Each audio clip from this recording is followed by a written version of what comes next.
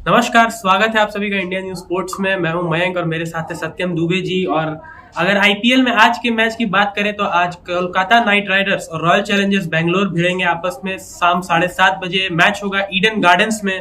तो क्या कहना चाहेंगे सत्यम जी, क्या लगता है लाइनअप क्या होने वाली है दोनों टीमों की? देखिए, अभी तक के खेल के हिसाब से मयंक जी अगर देखा जाए तो रॉयल चैलेंजर्स बेंगलोर जिस तरीके से पहला मुकाबला जीती है, विराट कोहली की बल्लेबाजी हो, फाफ डु प्लेसिस की बल्लेबाजी हो, बहुत ही काबिल तारीफ थी। और निश्चित तौर पर वो अगर ये दोनों खिलाड़ी चल जाते हैं तो किसी भी मैच में जीतने की संभावना आरसीबी की ज्यादा हो जाती है। इसके साथ साथ कोलकाता की मैं बात करूं, थोड़ी सी चुनौतियों से का सामना हो रहा है, चूंकि श्रेयस अय्यर की गैर मौजूदगी में केकेआर अभी तक पहला मुकाबला हारी है। और उम्मीद करते हैं कि नीतीश राणा एक नए कप्तान बनाए गए हैं, एक नया एक्सपीरियंस है और नया एक्सपेरिमेंट है। नीतीश राणा के लिए तो एक नई एक्सपीरियंस है और कोलकाता के लिए नया एक्सपेरिमेंट है। तो देखना ये होगा कि दोनों नए नए में कौन बेहतर कर पाते हैं या नहीं कर पाते हैं नीतीश राणा।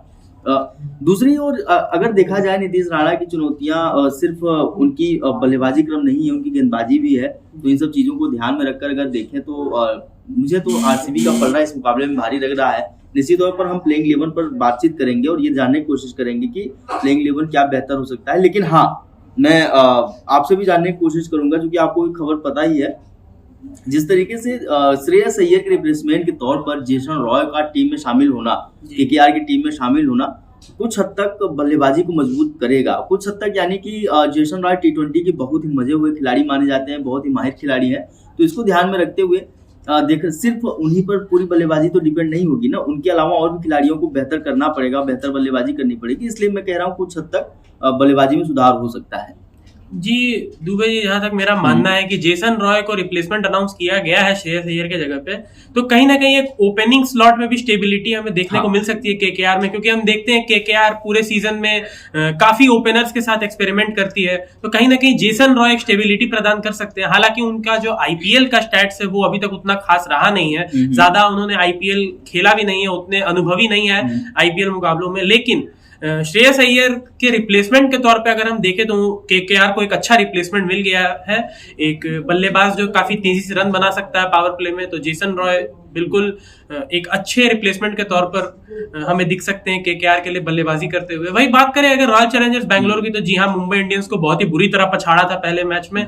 16.2 ओवर में टारगेट चेस कर लिया था 171 रनों का। तो कहीं ना कहीं वो टीम पूरे कॉन्फिडेंस के साथ आ रही है, क्योंकि दोनों विराट कोहली और फाफ डु प्लेसिस उनके कप्तान दोनों ही बहुत ज्यादा फॉर्म में है। तो और अगर आपको रॉयल चैलेंजर्स बैंगलोर की बॉलिंग के बारे में बात करनी होगी तो आपको क्या लगता है कौन से बॉलर्स खेलेंगे? देखिए, निश्चित तौर पर हमें तो यही लग रहा है, मैं अपने साथियों से भी जानने की कोशिश कर रहा हूँ कि मुझे जो लग रहा है मुझे वो सही लग रहा है या नहीं। आपकी क्या राय है इस पर? चूंकि विनिंग टीम को कभी चेंज नहीं किया जाता है, कहावत है कि विनिंग टीम नेवर चेंज। तो मुझे ऐसा लगता है कि आरसीबी इसी कहावत और इसी फार्मूले पर जाएगी। और निश्चित तौर पर जो मोहम्मद सिराज हो गए, हर्षल पटेल हो गए, ये खिलाड़ी आपको गेंदबाजी में लीड करते हुए नजर आएंगे। इसके अलावा रीस टॉपली भी एक ऑप्शन है, क्योंकि पहले मुकाबले में वो चोटिल हो गए थे, लेकिन 2 ओवर की गेंदबाजी उन्होंने की थी, बहुत ही शानदार गेंदबाजी थी, इकोनॉमी बेहतर था उनका, विकेट भी उनके नाम थे उसी 2 ओवर में। तो इन सब चीजों को देखकर रीस टॉपली अगर वापस आ जाते हैं चोटिल, चूंकि निश्चित तौर पर उनके जो है शोल्डर में कुछ क्रैम्प टाइप का आ गया था और वो मुकाबले से बाहर चले गए थे, तो उस मुकाबले में खेल नहीं पाए थे बाकी के जो ओवर बचे थे। तो इसको ध्यान में रखते हुए अगर रीस टॉपली आ जाते हैं तो निश्चित तौर पर आरसीबी की गेंदबाजी और भी मजबूत हो जाएगी। और लेकिन दुबे जी मेरा मानना है कि रीस टोपली को एक मैच रेस्ट देना चाहिए, क्योंकि इंजरी से उभर रहे हैं और आप नहीं चाहते हैं कि रीस टोपली जैसे गेंदबाज जो है, तेज गेंदबाज, वो पूरे सीजन के लिए बाहर हो जाए अगर उनकी इंजरी ज्यादा बढ़ी तो कहीं ना कहीं मेरे हिसाब से एक मैच उन्हें आराम दिया जा सकता है। उनके जगह पे आप किसको देख रहे हैं? अगर रीस टॉपली की जगह अगर मैं बात करूं गेंदबाजों की, तो ये तो फाफ डु प्लेसिस तय करेंगे, आकाशदीप भी हो सकते हैं, हालांकि वो प्लेइंग 11 का हिस्सा होंगे उसके बाद भी। मुझे ऐसा लगता है कि आरसीबी फिर ग्लेन मैक्सवेल से काम चला सकती है, एक एक्स्ट्रा बैट्समैन टीम में शामिल करके, कि चूंकि रीस टॉपली होंगे नहीं तो हम ग्लेन मैक्सवेल को एक प्रॉपर 4 ओवर गेंदबाजी कराएं। अगर ग्लेन मैक्सवेल शुरुआती 2 ओवर बेहतर कर जाते हैं तो आखिरी के 2 ओवर उनको गेंदबाजी कराना आरसीबी के लिए बहुत ज्यादा चुनौतीपूर्ण नहीं होगा। तो इन सब चीजों को अगर देखें, और दूसरी ये कि उम्मीद करते हैं कि रीस टॉपली को, देखिए ये तो कंडीशन पे है कि अगर उनकी कंडीशन ऐसी है कि केकेआर के खिलाफ वो मुकाबला नहीं खेल पाएंगे जो ईडन गार्डन्स के मैदान पर खेला जाने वाला है, तो उसमें ये तो देखना होगा फॉफ डु प्लेसिस अपने बल्लेबाजों में ज्यादा गहराई लाते हैं या रीच टॉपले की जगह प्रॉपर किसी गेंदबाज को लेके आएंगे। केकेआर की अगर हम बात करें तो टीम सऊदी का जो पहला मैच था काफी महंगे साबित हुए थे, तो क्या उनके जगह पे लॉकी फर्गुसन हमें दिख सकते हैं गेंदबाजी करते हुए? देखिए टीम सऊदी T20 के बहुत ही मजे हुए खिलाड़ी हैं। निश्चित तौर पर थोड़ा सा वो पहला मुकाबला था और अगर आईपीएल में भी उनके पास अनुभव की कोई कमी नहीं है। और T20 मुकाबले चाहे इंटरनेशनल के हों चाहे और देशों के लीग हों, अगर आप देखेंगे तो टीम सऊदी बेहतरीन गेंदबाजी शॉट में अपने आप को रखते हैं, उनका नाम होता है। तो इन सब चीजों को ध्यान में रखकर हम अगर देखें तो केकेआर के पास एक लॉकी फर्ग्यूसन ऑप्शन तो बेहतर है, लेकिन लॉकी फर्ग्यूसन और टीम सऊदी के साथ अगर केकेआर जाती है तो मुझे ऐसा लगता है उसकी गेंदबाजी और मजबूत हो जाएगी। और लेकिन हाँ, वहां थोड़ा सा बैलेंस ये बिगड़ेगा कि हमको 4 ही विदेशी प्लेयरों को प्लेइंग 11 में रखना होता है। तो इन सब चीजों को ध्यान में रखकर देखना ही होगा कि नीतीश राणा क्या फैसला लेते हैं। और एक ऑप्शन हो सकता है, क्योंकि पहले मुकाबले को अगर आप देखेंगे तो वहां टीम सऊदी का अगला मुकाबला नहीं खेलना संदिग्ध लग रहा है। जी चलिए इसी बात पे एक प्रेडिक्शन लेते हैं। रॉयल चैलेंजर्स बैंगलोर की टीम तो अनुमान मुझे लगता है सेम ही रहेगी, लेकिन कोलकाता नाइट राइडर्स कौन से 4 ओवरसीज प्लेयर खिलाने वाली है आपके हिसाब? देखिए मेरे हिसाब से अगर देखें ओवरसीज प्लेयरों में सबसे पहले तो आंद्रे रसेल है, सुनील नारायण है, टीम सऊदी है, और इसके अलावा रहमतुल्लाह गुरबाज। ये 4 खिलाड़ी ऐसे हो सकते हैं, क्योंकि ये खिलाड़ी पहले मुकाबले में भी खेले हैं। निश्चित तौर पर टीम हारी, लेकिन हाँ हमको ये कंडीशन भी देखना पड़ेगा टीम किस कंडीशन में हारी है। केकेआर के लिए थोड़ा सा वहाँ निराशाजनक बात ये हो गई थी कि बारिश की खलल आ गई थी मैच में, और वहां से 7 रन के डकवर्थ लुईस नियम के अनुसार केकेआर को पंजाब किंग्स के हाथों हार झेलनी पड़ी थी। तो इन चीजों को हम देखें, और निश्चित तौर पर अगर वो बारिश नहीं होती तो हो सकता है केकेआर के गेंदबाज अब थोड़ा सा दमखम और लगाते तो वहां पंजाब किंग्स जो 7 रनों के अंतर से जीती है, 2-4 रन और मैनेज करके वो मुकाबला अपने नाम कर सकते थे। लेकिन बारिश चूंकि आ गई तो वहां किसी का बस नहीं चलने वाला है, वहां तो डकवर्थ और लुईस के नियम का ही बस चलने वाला है, क्योंकि मुकाबला होता नहीं, मुकाबले में हमको परिणाम भी देना है।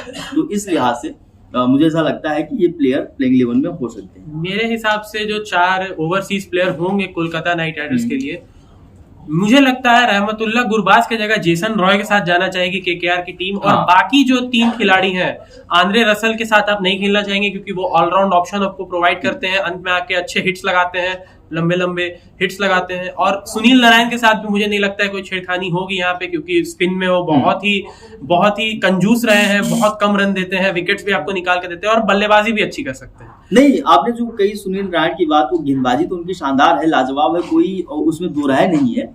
लेकिन अगर जरूरत पड़ी तो आपको वो जो है फ्रंट से बल्लेबाजी में भी लीड कर सकते हैं। अगर आप ओपनिंग कराना चाहे, मध्यक्रम में उनको खिलाना चाहे, या लोअर मिडिल ऑर्डर में अगर आप उनको बल्लेबाजी कराते हैं तो वहां भी आपको बड़े बड़े छक्के लगाते हुए नजर आ सकते हैं, अगर ये रिदम में रहे तो।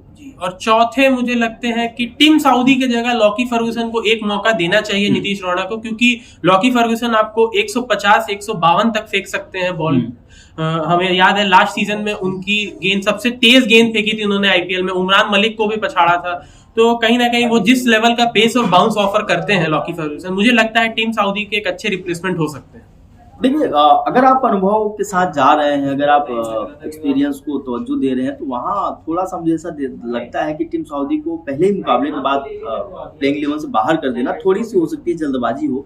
और मेरे हिसाब से नीतीश राणा की वो एक तरीके से अनमेच्योरिटी वाली कैप्टेंसी होगी, क्योंकि उसके पीछे तर्क बहुत सारे हैं। नीतीश राणा बेशक वो महंगे साबित हुए थे, लेकिन उन्होंने विकेट भी निकाल के दिया था। जब आपके निश्चित तौर पर हमको ये देखना पड़ेगा कि क्या सिर्फ टीम सऊदी ही महंगे साबित हुए थे।